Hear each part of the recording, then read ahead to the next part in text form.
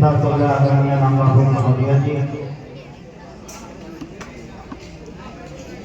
मंच पर विराजमान,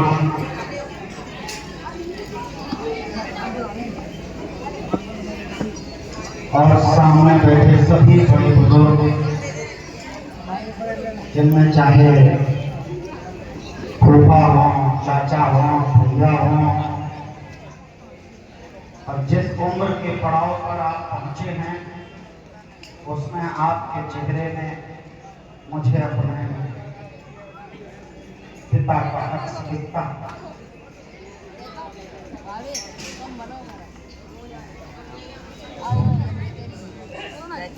इसलिए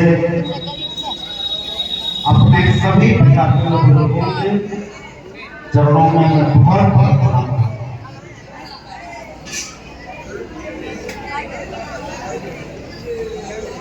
आपका की वजह है आदरणीय अध्यक्ष जी कि मैं बात करते करते अपनी बेटी को ये सिखाने की कोशिश कर रहा था कि तुम अपने भाषण की अंतिम लाइनों में ये बात जरूर कह देना कि ये जो क्रांतिकारी शिक्षा सदन परिवार है, ये जो श्रद्धेय विजय बहादुर पाल का परिवार है, यहां बैठे एक एक बुजुर्ग का अगली 4 से 6 पीढ़ियों तक कर्जदार है। और निश्चित तौर पर मैं ये कह रहा हूं, कोई भावुकता में नहीं, मेरी आंखों से मेरी भावना को मेरे शब्दों में आप समझ लीजिए कि कोई भी साधारण गडरिया जो स्योरा से चले और स्वर्गवासी नंदराम द्विवेदी और रघुनंदन प्रसाद द्विवेदी की कृपा से मलपुरा की मिट्टी में महात्मा गांधी इंटर कॉलेज के परिसर में एक अध्यापक के तौर पर जब काम शुरू करे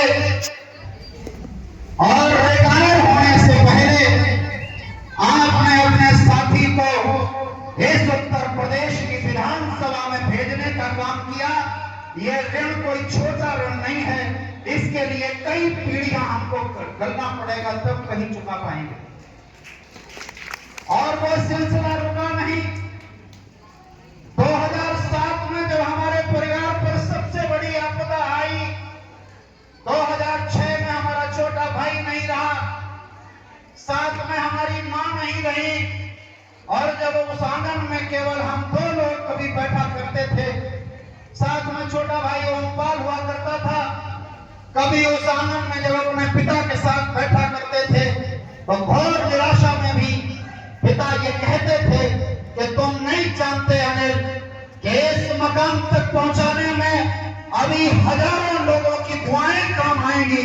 और वो दुआएं 2012 में माननीय अखिलेश यादव जी के मुख्यमंत्री बनने के बाद, आदरणीय भाभी डिंपल यादव जी के सांसद बनने के बाद, माननीय विजय बहादुर पाल का विधायक होकर के मंत्री हो जाना, ये किसी एक की बात नहीं हो सकती, ये भी आपके जोरदार हाथों का कमाल था। इसलिए वो ऋण, यहां हमारा बेटा है, भतीजे हैं, मेरे बच्चे बैठे हैं, और अब मैं ये नहीं कह सकता कि मैं एक बेटे का पिता हूं। 1000 बच्चों का यह विद्यालय, जिसको मैंने कोशिश की है कि मेरे परिवार के बच्चे संस्कारित हों, आगे बढ़े, हम आप सबके चरणों में बहुत बहुत अभिनंदन और वंदन करते हैं। और आपको आज ये वचन देते हैं कि किसी भी परिस्थिति में हमारे जो आपके घर के आंगन के जो रिश्ते हैं वो अगली पीढ़ियों तक अनवरत चलते रहेंगे। आप सबके चरणों का आशीर्वाद देता हूं, आप सबका धन्यवाद देता हूं। अगर मैं ये पूछ दूं कि मैंने किससे बात की कि मेरे यहाँ कार्यक्रम है, ज्यादातर एक दूसरे को कहे, सूचित किए, ये आपके पिता जैसे होने का प्रमाण है कि केवल सूचना मिल गई, एक दूसरे को आप लोगों ने सूचना दे दी, आप हमारे यहाँ कैंपस में आए, इस वृद्धावस्था में आप यहाँ आए, इतना सफर किया, उसमें मैं अपने को अयोग्य पाता हूँ कि आपका यथोचित सम्मान मैं नहीं कर पाया, मैं ये जानता हूं। इसलिए आप सबके चरणों में प्रणाम करते हो। और एक बात जो शिक्षक के बारे में यह आवश्यक हो जाता है कि शिक्षक कभी साधारण नहीं होता।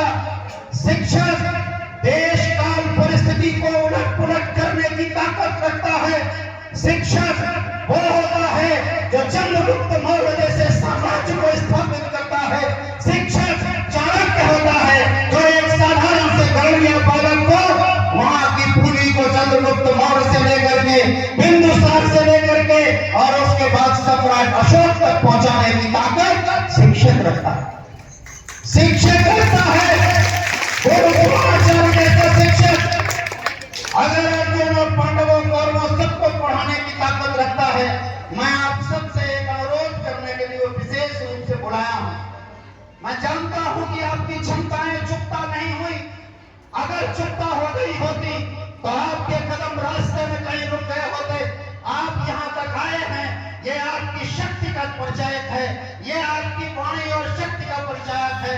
हम आप सबके चरणों में एक निवेदन करते हैं कि राष्ट्र अगर आपको झूठे नारों में दिखता है कि देश सुरक्षित है तो बहुत जिम्मेदारी से आपके चरणों में यह निवेदन करता हूं कि आपका दिया हुआ देश जो आपने बतौर शिक्षक हमें दिया था, आपके सेवानिवृत्त होने के बाद हम अपने राष्ट्र को, हम अपनी भावी पीढ़ी को, हम अपनी वर्तमान युवा पीढ़ी को वो सब नहीं दे पा रहे हैं। उसके लिए आपका जागरूक रहना, आपका आशीर्वाद देते रहना बहुत अनिवार्य है। तमाम साथी यहाँ थे जो हमसे कानों में कह रहे थे। हमने कहा नहीं, देश बड़ा और देश से बड़ा, लोग कहते भगवान बड़े, गुरु गोविंदो खड़े काके लानो पाए और बलिहारी गुरुआ पढ़ो गोविंद जी को बताए। तो आप गुरु हैं, आपका दर्जा ईश्वर से पहले आता है। आपका दर्जा माता पिता के बाद उंगली पकड़ने का तो आता है, लेकिन माता पिता उंगली पकड़ के 3 से 4 साल